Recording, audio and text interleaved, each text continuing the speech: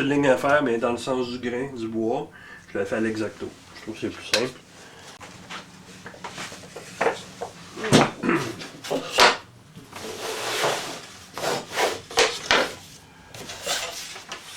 Dernière coupe qu'il me reste à faire. De l'autre sens, dans le sens du grain du bois, beaucoup plus facile à couper. Donc, avec du balsa. Donc, je vais juste venir aligner ma règle en métal. Mon exacto. Puis je fais plus, pas plus qu'il faut là. Je ne vais pas jusqu'au bout, je vais t'expliquer pourquoi ce sera pas là. Je n'ai pas besoin de peser fort, hein, juste 2-3 fois, puis hop, je suis déjà au fond. Comme ça. Là, je me tourne, parce que là, je voulais éviter de venir couper plus loin de ma ligne. Je me tourne comme ça. J'ai déjà une fente, mais je peux m'arrêter quand même.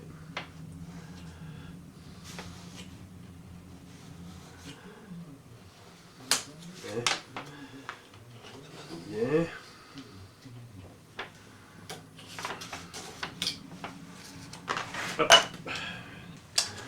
Ça c'est un bloc qui n'est pas extra. Moi j'ai ce bloc là ici là, qui est j'appelle ça Easy Touch Bar Sander. C'est une barre tu vois sur laquelle je prends du ruban pour le tapis puis que je colle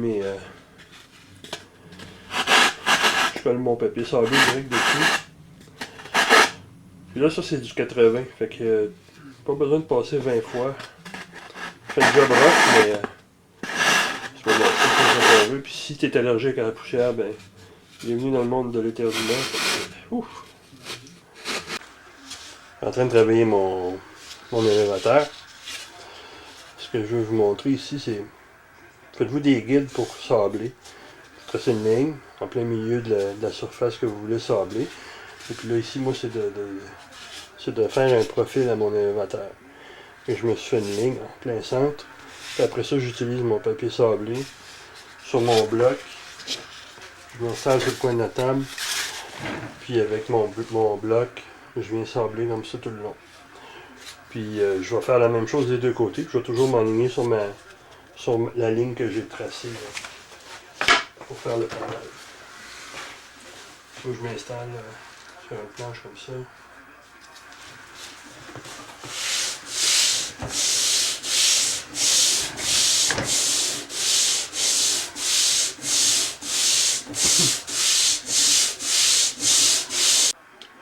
Une fois que mon sablage est terminé, tu vois, ça donne un profil qui ressemble à ça. Il en reste un petit peu à enlever. Ça va être avec un sablage de finition que je vais le faire. Ce que j'ai utilisé là-dessus, c'est un papier sablé numéro 80. Le prochain coup, je vais aller avec un 120, juste un petit coup pour juste enlever le plus gros. Un 220 après. Puis mon morceau va être sablé. Maintenant que j'ai fait le profil, le bord d'attaque de mon élévateur, je vais faire un test pour voir si ça fonctionne, si ça s'installe bien là-dedans, à la fente qui était préparée. C'est serré, mais ce qu'il faut, c'est qu'il soit juste. Et parfaitement,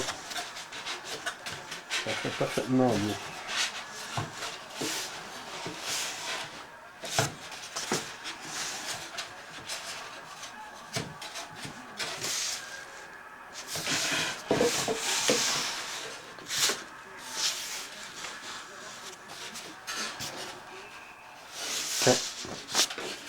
Je suis bien content du résultat parce que on voit que c'est parfaitement bien aligné. Puis déjà à première vue, là, si on regarde par rapport à la table, bon là c'est pas évident, mais ça a déjà l'air assez droit. Bon, fait que là, j'ai préparé mon élévateur. Je me suis installé des supports sur ma table. Ça c'est vissé dans ma table ici. Donc c'est 4 bouts de MDF, des grateurs que j'avais vissés là. Et ça va être mon gabarit pour mettre mon fuselage, pour m'assurer que l'angle vers l'arrière est bien droit. Donc là, je viens m'installer ici comme ça avec le devant. fixé déjà l'arrière. Je laisse rentrer là-dedans. Comme ça. Tiens, c'est rentré. Et là, je vais juste à m'aligner avec ça. Comme ça.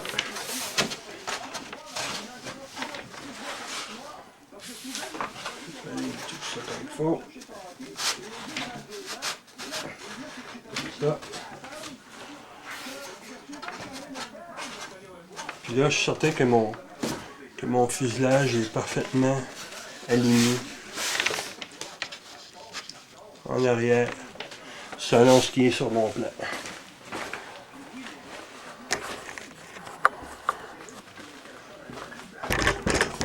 Je viens voir ici.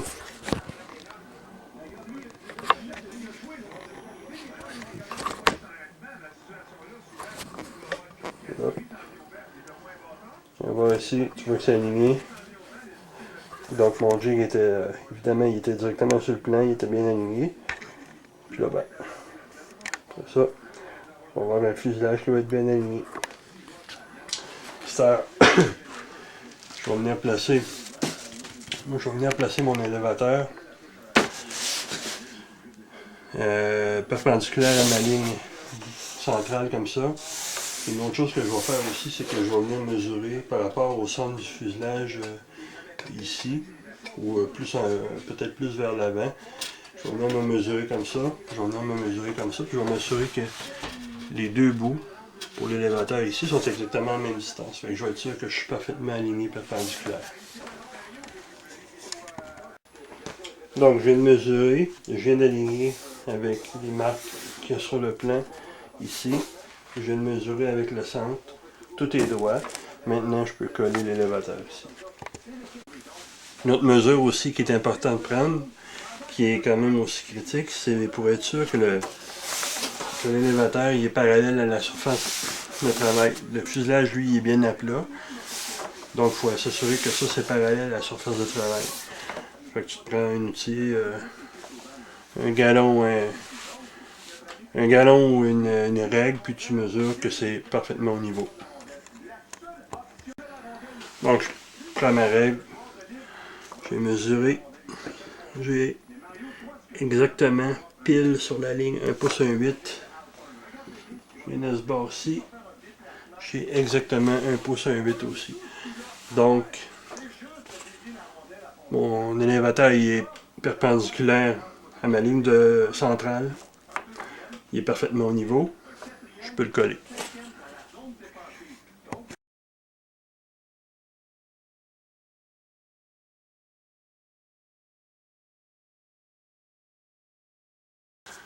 Mon firewall est installé. En fait, il n'est pas installé encore. Il est en place. À ce temps, je m'assure que le firewall est parfaitement 90 degrés par rapport à notre surface. Et il doit être aussi parfaitement perpendiculaire à la ligne du centre de l'avion. Donc, j'aligne comme ci, sur ce plan-ci. Ensuite, j'aligne sur ce plan-là. Une fois que c'est aligné, je vais prendre du CA. Je vais venir le taquer en place. Puis après ça, je vais venir ajouter des pièces de renfort en arrière. Mais pas avant de le taquer. Je veux être sûr qu'il ne bougera plus.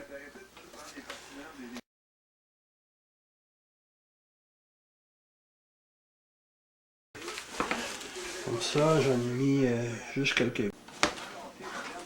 Ça c'est taqué. J'ai pu enlever mon serre-joint. Je prends mon triangle de mon petit kit de géométrie. Je viens aligner mon former.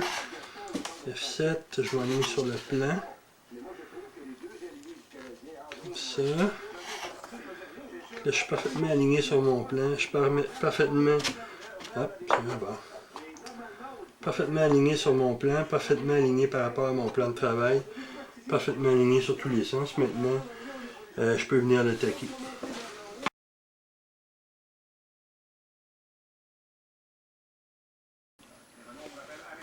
La prochaine étape, ben là, c'est d'installer des renforts pour le firewall. Fait que là, ça va être là que je vais vraiment venir le coller. Je vais prendre des morceaux un quart par un quart que je vais venir coller comme ça. Je les ai préparés d'avance, là. Comme ça, de chaque côté. Et puis j'ai un triangle, la même chose que j'ai pris pour renforcer en avant, que je vais venir installer comme ça ici entre mes deux blind nuts. Et ça va tout être collé à l'époxy. Ça c'est juste pour m'assurer que le firewall ne bouge pas, puis qu'il reste... en fait, c'est qu'il soit parfaitement renforcé. Pour qu'il résiste aux vibrations du moteur. Puis j'ai un autre morceau ici, puis celui-là, je vais le placer en dessous. Celui-là ici, je vais venir le placer en dessous, comme ça. Même si j'ai pas même si j'en ai pas très large, là, je vais chercher tout ce que je peux. Je vais le placer comme ça, puis après ça, je vais le trimer.